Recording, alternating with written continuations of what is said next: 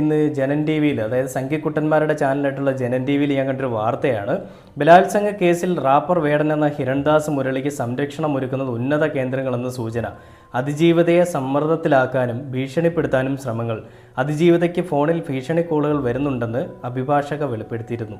മുൻകൂർ ജാമ്യാപേക്ഷ ഹൈക്കോടതി പരിഗണിക്കും വരെ വേടന് ഒളിവിൽ തുടരാൻ അവസരമൊരുക്കുകയാണ് പോലീസ്.